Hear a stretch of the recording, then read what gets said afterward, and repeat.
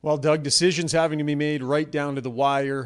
One as recently as yesterday, Braden Point not available. Seth Jarvis is the one that gets the call. Take us through your thought process and what it looked like making that decision and why him. Well, it was obviously difficult because we wanted both Sorelli and Point to be on the team, and felt very bad talking to those guys when they couldn't come. And then we just sat with our group, came up with a list of players, discussed it with the coaches, and tried to get the synergy that they wanted. And we came up with the two replacements that we had, and we're excited. They obviously Jarvis has and Bennett have a history with this group, and so that's going to be an easy transition. But it wasn't based on history; it's based on we believe they give us the best opportunity to have a competitive team.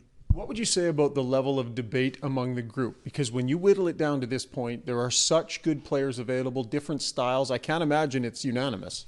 No, everybody has their opinions, and it's interesting. You work with your Western Conference, Eastern Conference, and my bias is to the guys I know in the West, and the bias from the guys to the East. And but you debate it, and you talk it through, and again, you're trying to do what you think is right for the whole group. But it's spirited debate, but it's positive debate because you're hearing other people's opinions, and you're trying to make the best decision.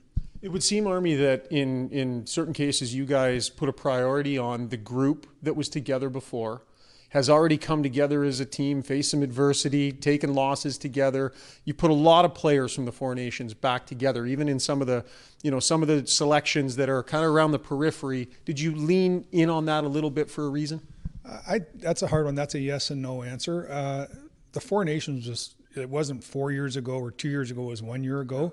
So to get selected for that team, you were at that level then, and not a lot really changes in a year. We do have some changes.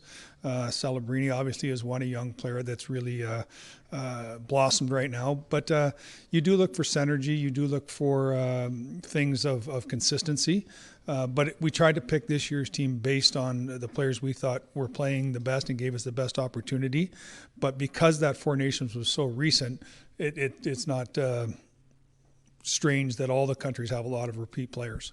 So now the challenge is getting all these players here and getting them acclimated to this time zone, getting them through jet lag, trying to put everybody in their best position to succeed. How much goes into making sure that all happens smoothly and it doesn't become a disadvantage? Yeah, we trust Hockey Canada. They are pros at this. Our team doctors gave some information to the players, some do's and don'ts on the plane the day before, what we have to do, how we have to stay up when we get here, just to try and get the bodies turned over as quick as we can. We have 3 and 4 days and back to back to start out, so we have to be at our best early. And I think following those plans that the doctors gave will be important. How much has this outbreak, with the virus, gotten your guys' attention? And is there potential for plans to have to be adjusted if this continues to become more of an issue?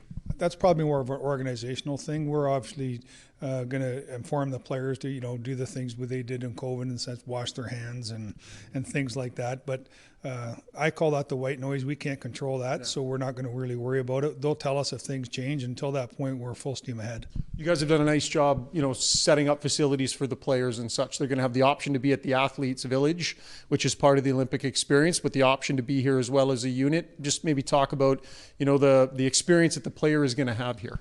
Yeah, we want them to enjoy the Olympic experience, and I think one of the things that I find the most rewarding is when you are at the Olympics, you're just part of Team Canada. You're not just part of a hockey team. And to share those experiences with other athletes, to watch the players bond and get to know people, see someone walking with a medal as you're still participating in those conversations, I think it's great. It's all part of the experience.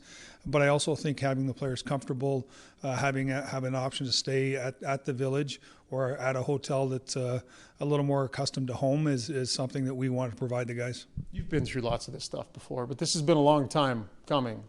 How excited are you for this?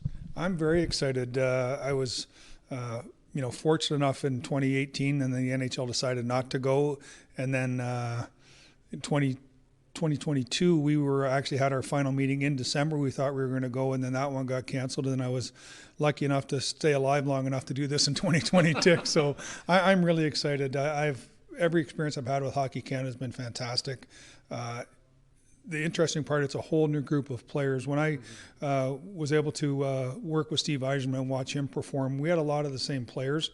as we talked about earlier, but from 10 to 14, then even to 16 at the World Cup. This is a whole new group of players, and to see them at the Four Nations bond, and I'll see those bonds continue to grow. And we saw that quite a bit of that in Calgary, actually, in the summer camp. These friendships last forever, and I think we're going to continue to build off of that. Right off a plane and in front of a camera and microphone. We appreciate you, but I imagine a nap is in your near future. In about 5 minutes. Thanks, Doug. Good luck. Thank you.